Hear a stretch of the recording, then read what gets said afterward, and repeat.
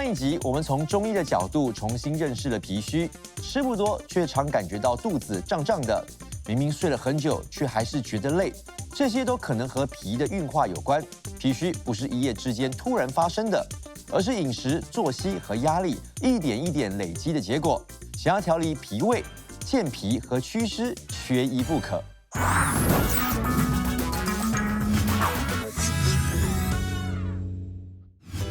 这一集我们继续请到王贵南中医师，还有2位嘉宾慧芳和汉伟，一起带大家深入了解消化吸收不佳背后的真凶脾虚。原来健脾祛湿也要看体质，寒湿和湿热有什么不同？祛湿方法用错了，会不会反而越调越糟？学会健脾祛湿，让消化更顺畅，吸收更到位，全都在这一集的医疗大小事，一起长知识。好，那王医师想问一下，到底这个湿气到底是怎么产生呢？湿气呢，其实是我们的肺、脾、肾3个脏腑呢水液代谢失常或者是不好形成的一种叫做病理产物。那要怎么去看一个人到底湿气重不重？可以麻烦医师帮我们看一下。对，可以吗？可以看。可以从几个方面来看。首先，我们可以看看舌苔。OK， 那我们来看一下啊，先看看汉伟哥的好不好？汉伟大哥的那个舌苔呢，它是有一点白腻啊，然后旁边呢是有点齿痕。你平时吃冷的，会不会就肚子不舒服呢？会啊，会。是啊，太冷就不行。是因为你的舌苔看起来是属于有一点点寒湿的舌苔。OK， 寒湿。然后慧芳姐的话，慧芳姐的舌苔也是有齿痕，不过她的苔呢是有一点点薄薄黄黄的，这个可能你平时会比较喜欢喝一点冷的东西。对，我喜欢喝冷的。平时容易口干口渴吗？会，也是会哈。是，所以可能有一点点我们说的有一点带有一点热气的一个湿气的一个舌苔。来看看我的。对。哇，她很漂亮哦。Jenny 的还哇，你很新鲜。不是脸是舌头。你的舌很新鲜，很 fresh， 还不错。Jenny 的舌苔呢，那个齿痕不明显，而且苔是薄白的，它没有那个比较嫩，比较嫩啊，不对，保养的不错嘞，还拿来炖汤很好喝。对，带一点。那我的呢？你的我看看哈。你的舌苔也是有齿痕也是带有一点点薄薄黄黄的感觉。对，我承认我喜欢喝冷的。对，所以我们都是属于比较湿热型。对，OK， 好。那到底这个寒湿跟湿热，一热一寒啊，要怎么样区分？而且这个我们现在看到这个寒湿啊，有什么样的一些特征好不好？我们请我们3位专业的演员来演绎出来，好不好？那医师，我们后退一步，来，交给你们了哈。医疗小剧场 ，Action！ 在一个美丽的夜晚 ，Jenny 跟爸爸还有妈妈在享受一个丰盛的晚餐。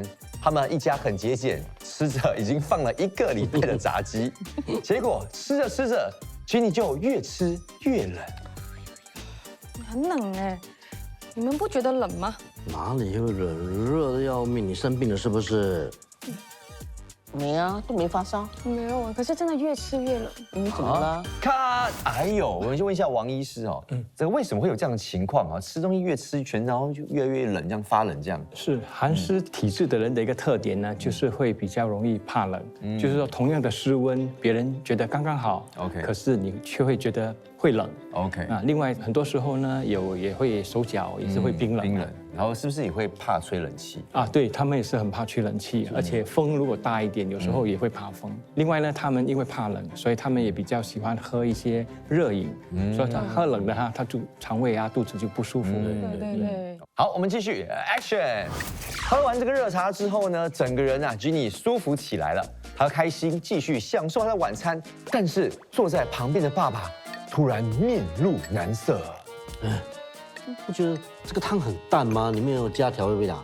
怎么会淡呢？你看这汤写的是咸汤啊，吃这么咸干什么？没有味道呢。哎呦，好，问一下这个王医师，为什么会这样呢？这明明是咸汤，但是他说没有味道哦。在正常情况下，我们的口呢基本上不会说完全没有味道的，或者带一点点甜。但是寒湿的人呢，他会觉得口淡无味。了解哈，所以是寒湿的问题会有这样的情况哈。好，我们来继续 ，Action！ 在饱餐一顿之后呢 ，Jenny 去处理人生大事，好不容易从厕所回来，他好像有心事哦。我今天都跑了好多次厕所，感觉好像还是很多东西没有排干净。是吗？你看胀胀的。去啦，再去。对啊，看，哎呦，想问一下王医师，为什么会这样子啊？脾虚寒湿的话呢，通常大便会比较溏烂。哎呦如果一吃到太冷太凉呢，就可能大便不成形，而且上完厕所总觉得会排不干净的感觉。那是不是要刚才我们讲的特征全部都要有，才是符合是有寒湿的体质呢？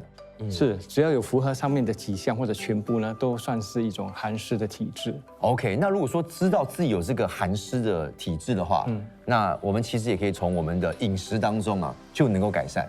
是的，我们来了解一下。如果说是有这个寒湿体质的话，要祛湿哦，到底有哪些食材是有帮助的呢？医师？中医一般有时候会用一些中药，比如说像生理白术散啊、理中汤啊，还有苓桂竹甘汤 ，OK 它们这些都有温脾阳、能够散寒湿的作用。OK，然后食物方面呢，我们可以用一些日常的，比如说像薏米啦、茯苓啊、陈皮啊，它能够起到健脾利湿的作用。对。另外我们也可以多用一点，比如辛辣、比较温热的一些食材啊，像姜啊、蒜啊、葱啊这些，但是这种也不能够吃太多了。是的，这些比较辛辣我们适可而止。所以是不是要祛湿那我们炒菜可以放多一点蒜蓉，越多越好。有帮助吗？当然要看个人的接受程度，不过肯定的，如果我们炒菜用一点这种姜葱蒜的话，它能够综合缓解那些比较寒凉食物的一个性能啦。那煮法会影响吗？比如说炒的跟煮汤的，还是？一般上炒的啦，或者是这个煎啊、炸啊、烤的，因为都要用油嘛，所以就会比较热。那煮汤的话，如果我们适当用一点能够祛湿的中药啊或者食材的话，确实是能够起到一定的帮助的。所以煮汤会稍微比较好一点啊。像我们吃这种姜啊、蒜或者是辣椒，吃的时候会流汗，是不是代表湿气有排出来？是的吗？流汗也是一种排湿的方法。其实这个出汗也是一种散热的作用。那医师想问一下，有没有适合寒湿调养的食疗方可以推荐一下？有的，我们今天就给大家带来一道这个茶饮啊，我们叫做生姜红枣茶，感觉很容易做的哦。非常容易，就是用一个生姜跟这个红枣。红枣要去掉它种子吗？红枣最好能够去种子。为什么？因为去种子，如果你煮久的话，它不会那么酸。所以这个已经是泡好的这个已经是泡好的。所以这个量大概怎么拿捏啊？量的话一般是这样，如果一个人的分量的话，生姜大概是5片，5片，红枣大概是6颗左右。那么很简单，我们把这些材料洗干净，然后泡在水里面，然后用水把它煮滚，然后大火滚了之后再煮个5到10分钟，出了味道了，我们就可以喝了。好像5到10分钟蛮快的。非常简单的。这个你就没有再放调味了，就只是生姜跟红枣。对，因为红枣本身就有甜味。是。有没有说这个什么时候喝比较好？只要吃过早餐，其实随时都可以喝。那空腹吗？当然，我们如果这个是温的话，一般上对空腹是没有什么问题啦，除非你的姜非常辣。我觉得这个姜刚刚好，我们觉得很辣，真的 OK，刚好，太辣不舒服。这个可不可以泡一大壶，然后当水喝呢？当然要适可而止，而且要看太多就上火了。对了，看身体的反应。而且姜会有很多种，比如说像我懒惰，我觉得就直接买姜粉，就不要去买那种姜。姜一般上它的作用就是温胃散寒，所以像生姜来讲，它对这种胃寒呕吐是特别好的。那么我们说姜是老的辣嘛，老的姜它比较辣，它温性比较强，对那些胃寒比较厉害的人，它是有帮助的。至于它的形态啊，你要用生的啦，还是用包装的，还是磨粉的，基本上应该都不是什么大问题，就看个人的习惯了。生姜红枣茶呢，适合体质虚寒的脾虚者，用来温中散寒、健脾。但是呢，这个红枣的含糖量是很高的哦。如果说呢你是血糖比较高的话呢，记得要少用一点哦。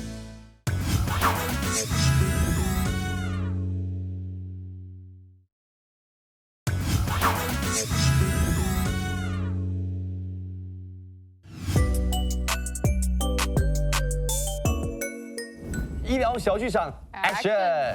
在一个风和日丽的早上，老陈跟他老婆小芳要赶着出门。哎，快点啦，快点出来了，我们要去看医生。今天的 appointment 是11点，要迟到啦。好啦，一直催就催。你看，我又忘记拿水壶了，有没有？我口渴了，有没有？来，快！那，干嘛嘛？不知道，很口渴，真的。我渴到这样，你怎么了？没事吧？哇，看，哎呦，哎，我想问一下医生，都咳到水都溅出来王医师了。哦，为什么会这样渴啊？对呀，你看他口干口渴，拼命喝水，喝水了就不解渴哈。对这个是身体可能有热，身体有热的人呢，一般上如果像有湿的，他们有时早上呢还会觉得口苦苦的。哦，OK，好，那我们就清楚了。来，我们继续 ，Action！走了半个小时，老陈呢跟小芳终于走到医院了。说的是叫你不要省这个钱嘛，搭 taxi 不是好热的要命啊！哎，这冷气不行，我要吹一下。哎，是你自己火气大，这里冷气明明那么大，哎呀你心静自然凉。哎呀，不要吵我，今天很热。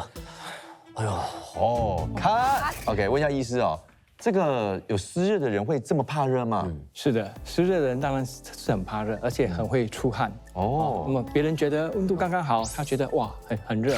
另外呢，他们出的汗呢，有时候是油腻腻的汗。好，那我们继续啊，来 ，Action！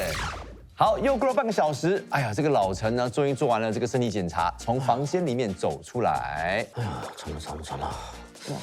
我刚才尿尿的时候，我尿很黄哎，然后不小心大了一点大便出来，粘在那个马桶了，不知道什么这样子。是吗？哦，那你走远一点，不要碰我啊！你有没有洗干净了？有了，哎呦，我要再上厕所。哎呦，哎呦，怎么会这样，医师啊？我们的这个老陈啊，尿黄，然后便便又粘在马桶上，听起来就蛮严重的。听起来很可怕，我觉得就很可怕。像他是这样的体质哈，通常就是大便会尿比较黄色，而且有时候在尿的时候会感觉到那个尿的温度有点烫热的灼热这样感觉啊。所以偶尔我们上厕所大便的时候，就会有点大便粘在那个马桶上，就是因为这个原因。是的，湿热的一个特点就是大便会黏，会黄，而且可能味道会比较臭。那粘在马桶上呢，有时候一直冲不掉。是对，了解。了解。所以如果说知道有这种情况，就代表说你那一阵子的体质是比较偏湿热型。是的，OK。那如果是湿热体质，怎么样靠食物来调理呢？我们一起来看看。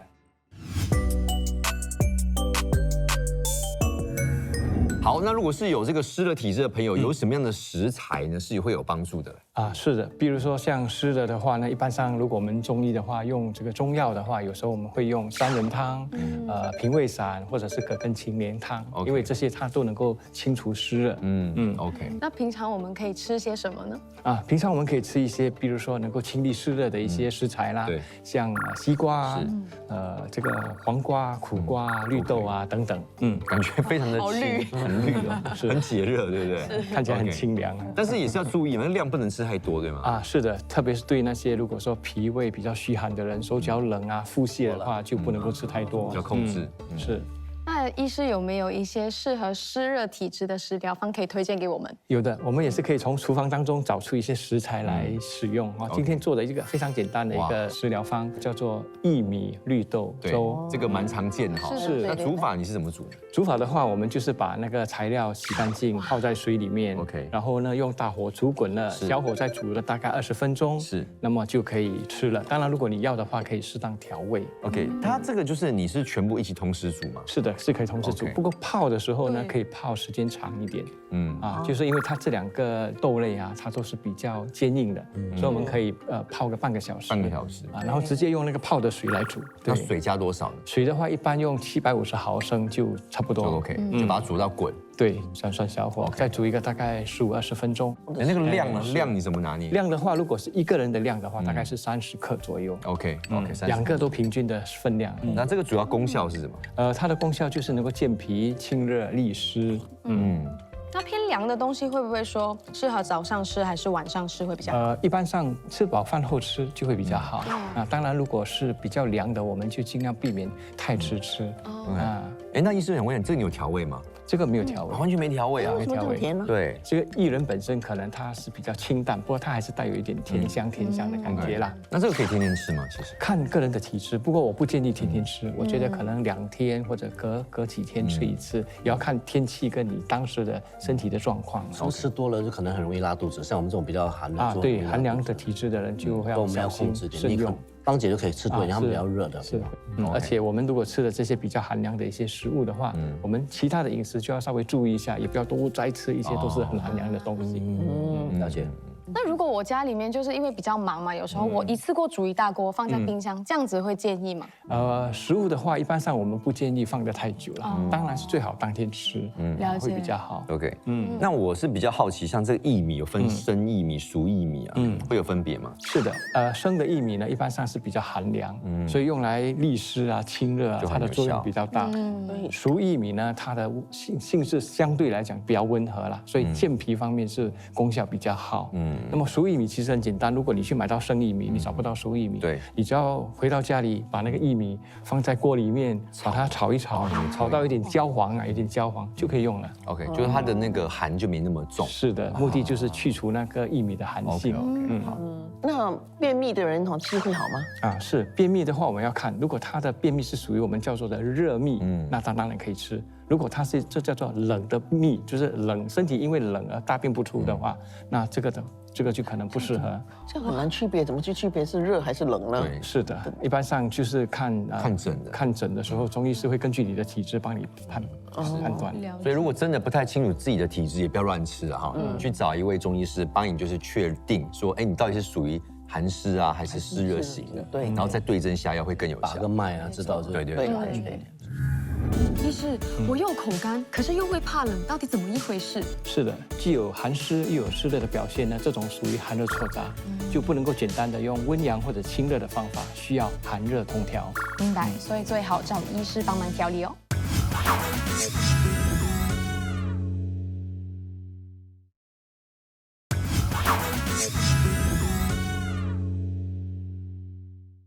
那听完刚才医师的分享，感觉饮食很重要哈。那有没有一种饮食原则，不管是湿热还是寒湿都适用的？是的，不管是湿热寒湿呢，有些饮食原则是共通的啦。比如说，我们大家知道，有时候饮食要清淡啊，少油啊，因为油容易生湿。那么一般上，如果说像喜欢吃炸鸡啊、炸薯条啊、烧烤啊、肥肉啊，一般上他们都会湿气比较重一点。那饮食的这个时间也很重要。是的，我们要按时用餐呐，哈，就是3餐要定时。有的人呢早餐不吃，那中午呢就随随便便吃一点应付一下，到了晚上就大吃大喝。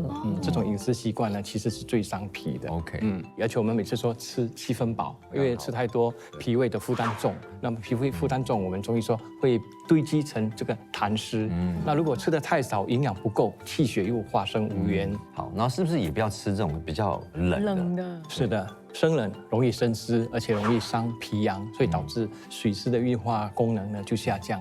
那么湿更重呢，那么脾虚就更厉害。所以呢，脾虚的人像一些冰镇饮料啦、冰淇淋啊这些要稍微少吃一点。可是有些人就觉得哎健康嘛，就有些食物是可能对脾胃比较好啊，就固定就吃那几样。那这样子的话，真的是对脾胃比较好吗？均衡的饮食呢，需要我们在食物方面多样化，所以不同的食物呢，我们要换着吃，这样营养才会比较均衡。我们生长在新加坡这样的天气里面，很难抗拒冷饮呢，怎么办呢？这样有没有规定说1个星期只能喝几份，还是用几份呢？是的，这个当然我们说不吃很容易，但是要做到是确实不容易。对，所以我们通常会说尽量少。或者不然有一个折中的方法，我们就说的，我们就稍微等一等吧，等它稍微退冷一下，退冷一下好过没得喝没得吃啊。哎呀，退冷了都不好喝的。而且我们这种常做运动啊，有时候其实我多数是喝温开水，但做运动过后，很多时候很快喝冷饮，其实这样是不是很严重？不好啊，不好。是的，如果你运动过后身体很热，你马上喝冷的，不只会伤脾，变成会干扰到我们身体这个体温的调节。另外一个呢，如果你运动过后很热，你突然间喝冷的，也会增加这个心血管的一个负担。他们讲可能心脏会有问题，有人试过晕倒。对。那你刚才医师你说要把它放久一点再喝，是大概是接近到室温的程度？当然也不用啦，因为如果接近到室温，它就不冷了，可能你就不想吃。我是觉得只要稍微有一点凉就 OK 了。多久？比如说冷饮的话，我们就可能放个5分钟、8分钟。如果冰淇淋 OK 啦，我们就稍微含在嘴巴，可以吗？另外就是我们给它融一下。融一下有点像不像冰淇淋啦，有点像milkshake，好过没得吃的，对不对？所以越冷可以说是越伤脾，是的，因为脾是喜燥恶寒的嘛。喜燥恶寒。湿气呢，不是一天就吃出来，也不是靠一餐就能够解决的。吃的太油、太冷、太凉，首当其冲受累的就是脾。所以要听医师的话哈，这些东西要少吃再说你哈，听到了没有，王慧芳？